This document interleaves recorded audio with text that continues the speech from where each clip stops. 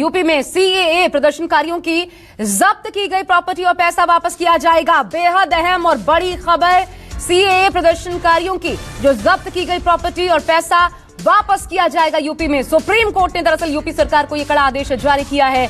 राज्य सरकार ने कोर्ट को बताया कि प्रदर्शनकारियों को भेजे सभी वसूली नोटिस को वापस ले लिया गया है। तो नोटिस भी वापस ले लिए गए हैं, लेकिन अब देखिए बड़ा आदेश सुप्रीम कोर्ट का जो है कि अब जो जब्त संपत्ति, क्योंकि आपको बता दें जो नुकसान करेगा उसी के जरिए भरपाई होगी। ये कड़ा आदेश यूपी सरकार ने अपने फैसले में लिया था। सीएए में जब विरोध प्रदर्शन हो रहे थे और संपत्तियों को नुकसान पहुंचाया जा रहा था, सरकारी संपत्ति का अगर नुकसान तो फिर वही भरपाई करेगा जिसने नुकसान किया है।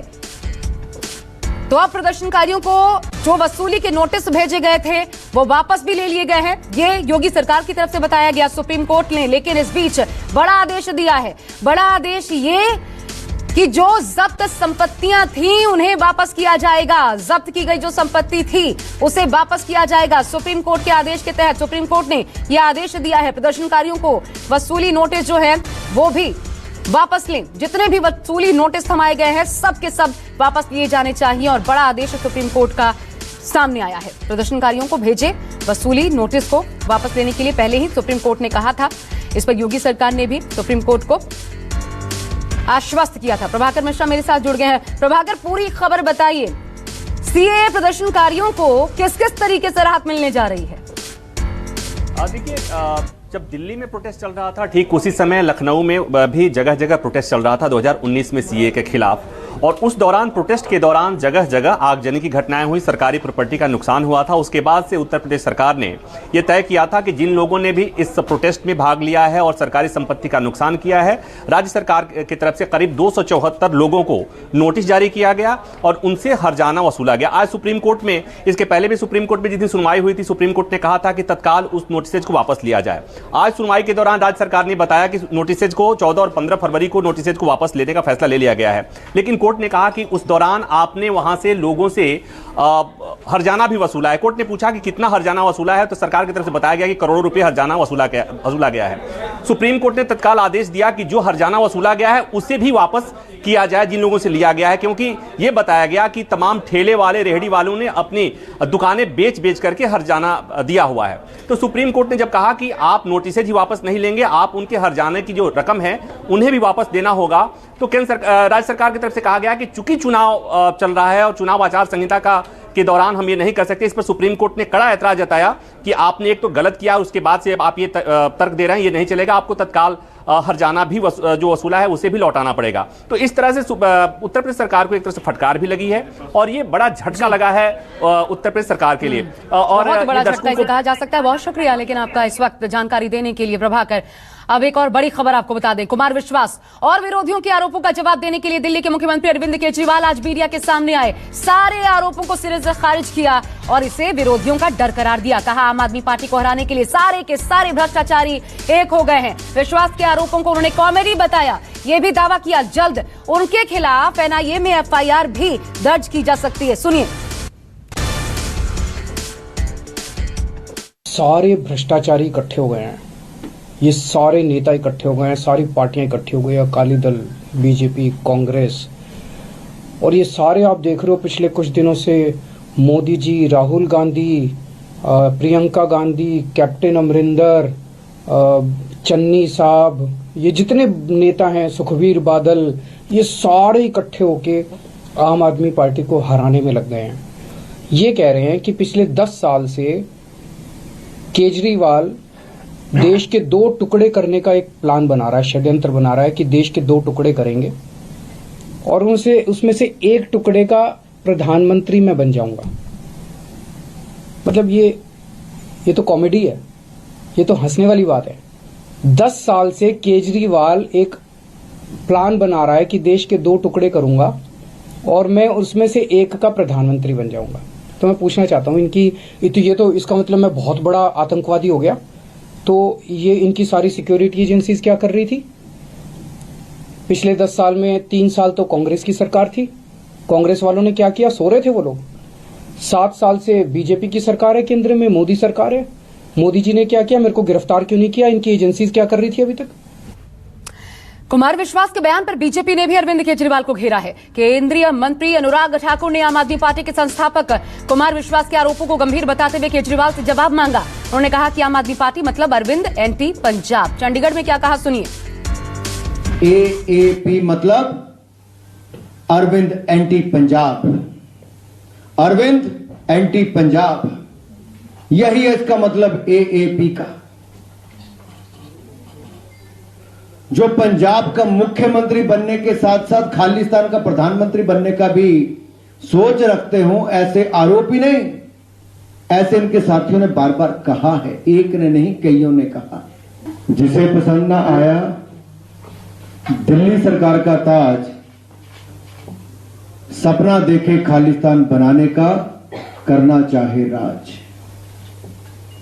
कुछ ऐसे लोग जो सत्ता की भूख जिनकी कम नहीं होती, लेकिन उसके पीछे जिस तरह के मंसूबे पाले हुए हैं वो देश और पंजाब के हित में नहीं है। मैं मोगा में जिनके घर जाकर रहे, वो खालिस्तानी समर्थक भी थे, वहां क्या प्लान बनते थे शायद वो भी इनको बाहर बताने चाहिए कि क्या क्या प्लान बनाते थे। बॉर्डर के स्टेट है, पंजाब के लोगों ने वर्षों वर्षों तक आतंकवाद का, टेररिज्म का दौर देखा है, और ये जो खालिस्तान का ताज पहनना चाहते हैं, ये जो सपने सजोए बैठे हैं, पंजाब की जनता इसको कभी मंजूर नहीं करेगी। इधर इस मामले में सीएम चरणजीत सिंह चन्नी ने प्रधानमंत्री मोदी को चिट्ठी भी लिख दी है। कुमार विश्वास जी के वीडियो की जांच करवाई जाए। इस चिट्ठी में चन्नी ने ये मांग की है, पंजाब ने अलगाववाद की बड़ी कीमत चुकाई है, राजनीति अलग रखकर मामले की जांच बहुत जरूरी है। चरणजीत सिंह चन्नी ने ये केंद्र को चिट्ठी लिखी है। आज इसका जिक्र भी अरविंद केजरीवाल ने अपनी प्रेस कॉन्फ्रेंस में किया, ये कहते हुए कि मुझे पहले ही एक अधिकारी का फोन आया, बताया गया, कल केंद्र की तरफ से कहा गया था, और अब देखिए चिट्ठी भी आ गई है और जल्द उन पर FIR भी दर्ज हो सकती है, अरविंद केजरीवाल ने यह भी कहा। लेकिन इधर बड़ी खबर यह है, चन्नी मुख्यमंत्री पंजाब के, उन्होंने चिट्ठी लिखी है केंद्र को और कहा है ये मामला राजनीति से अलग हटकर पंजाब की सुरक्षा से जुड़ा हुआ मामला है, जांच की मांग उन्होंने उठाई है। इससे पहले आपको बता दें, कुमार विश्वास के बयान पर बार पलटवार भी शुरू हो गया है। आम आदमी पार्टी के नेता राघव चड्ढा ने पलटवार करते हुए कहा, 2017 से पहले विश्वास सिंह ये सब क्यों नहीं कहा, उनके सारे आरोप झूठे हैं। तो राहुल गांधी ने आरोपों पर केजरीवाल से जवाब देने की मांग की है। इधर चड्ढा के बयान पर पलटवार करते हुए कुमार विश्वास ने कहा वो चिंटुओं का जवाब नहीं देते। सुनिए। ऐसे में एक ऐसा आदमी जिसने एक समय में मुझे ये तक कहा था, जब मैंने उसको कहा कि ये जो फ्रिंज एलिमेंट हैं, जो अलगाववादी संगठन हैं, जो खालिस्तानी मूवमेंट से जुड़े हुए लोग हैं, इनका साथ मत ले पिछले चुनाव में, और उसने कहा था कि नहीं हो जाएगा, चिंता मत कर। और कैसे चीफ मिनिस्टर बनेगा तो उसने उसका फार्मूला भी बताया था कि ऐसे ऐसे भगवंत को और फुल्का जी को लड़वा दूंगा और मैं पहुंच जाऊंगा। और आज भी वो उसी पथ पे, मानो मत मानो, और नहीं भी है तो वो पपेट बिठा लेगा, कोई कुछ कर लेगा वो कुछ काम। तो ऐसे में उसने मुझे इतनी भयानक बातें बोली जो कि सबको पता है, पंजाब में सबको पता है, कि एक दिन तो मुझसे कहता है कि तू चिंता मत कर, या तो मैं एक स्वतंत्र सूबे का मुख्यमंत्री बनूंगा। और मैंने कहा ये अलगाववाद 2020 का रेफरेंडम आ रहा है, पूरी दुनिया फंडिंग कर रही है ISI से लेके और बाकी अलगाववादी ग्रुप। तो कहता तो क्या हो गया, तो स्वतंत्र देश का पहला प्रधानमंत्री बनूंगा। कि आप लोग 5 साल से 2017 से लेकर 2022 तक चुप रहे, लेकिन चुनाव से 2 दिन पहले ये झूठे आरोप लेकर आ गए। जब आपको राज्यसभा की सीटें और मनचाहे पद नहीं मिले तो आपने ये आरोप लगाने शुरू कर दी। अगर किसी के मन में ऐसी सोच थी तो आपने 2016 में पार्टी क्यों नहीं छोड़ी, 2017 में पार्टी क्यों नहीं छोड़ी, 2018 में पार्टी क्यों नहीं छोड़ी? आप सब जो काम कर रहे हैं पंजाब। कुमार विश्वास ने आम आदमी पार्टी को शुरू किया, मगर उनके आरोप के बारे में केजरीवाल जी एक शब्द नहीं कह पा रहे हैं। क्यों? जवाब देना चाहिए, और लंबा जवाब नहीं केजरीवाल जी, सीधा जवाब, हां या ना।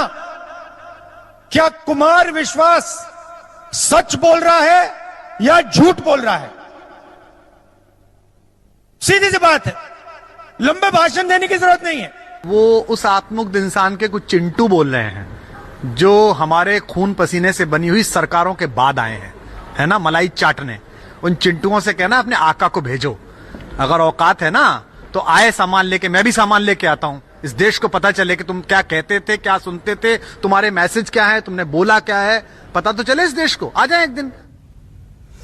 और चलिए सीधा रुक करते हैं, विशाल अंग्रेश मेरे साथ, मेरे सहयोगी इस वक्त जुड़ गए इस खबर पर और ज्यादा अपडेट के साथ। विशाल, ये आरोप प्रत्यारोप तो एक तरफ, चुनाव में किसको फायदा किसको नुकसान ये भी एक तरफ, लेकिन बड़ी बात ये याद होगा आपको, हाईकोर्ट में ब्लास्ट हुआ, उसके बाद केंद्र की तरफ से चिट्ठी गई, बताया गया कि पंजाब में चुनाव के पहले अस्थिरता फैल सकती है।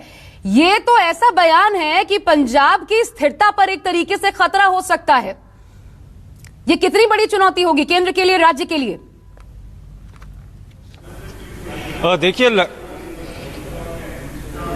देखिए काफ़ी बड़ी चुनौती मानी जा सकती है, क्योंकि जिस तरह से आईएसआई और लगातार ही आईएसआई अपनी एक्टिविटी बढ़ा रही है बॉर्डर पार से, चाहे वो आरडीएक्स हो, टिफिन बम हो, जहां पिस्टल हो, AK-47 हो, लगातार ही भेजे जा रहे हैं, और वो भी ड्रोन के थ्रू, और ड्रोन के थ्रू ही ड्रग्स भेजी जा रही हैं। और पंजाब काफ़ी सेंसिटिव माना जाता है और इसके ऊपर राजनीति नहीं होनी चाहिए, और यही कारण है कि लगातार ही जो अपोजिशन पार्टियां हैं कांग्रेस के ऊपर तो हमले करती हैं, लेकिन अब खालिस्तान का जो मुद्दा है वो जोर शोर से पंजाब में उठाया जाने लगा है, क्योंकि पंजाब ने काफ़ी बड़ा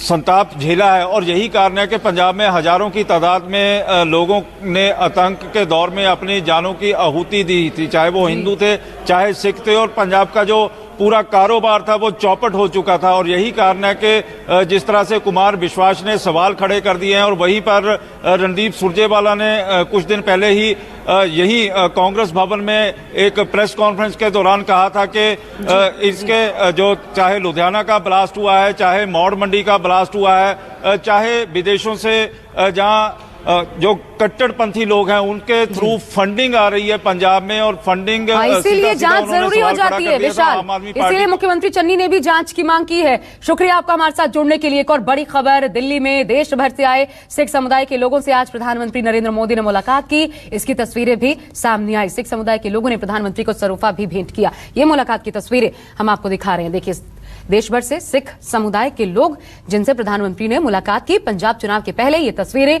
बेहद अहम हो जाती हैं। लगातार तमाम पार्टियां दावा ठोक रही हैं। कल खुद प्रधानमंत्री मोदी भी पंजाब में थे।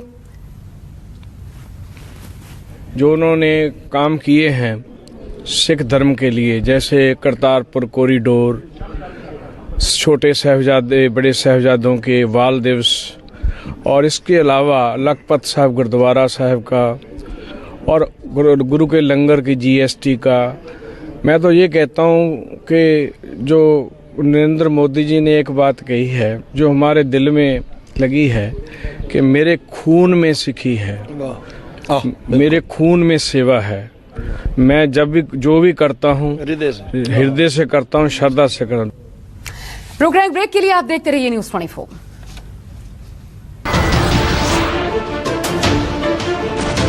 नमस्कार, मैं हूं मानक गुप्ता।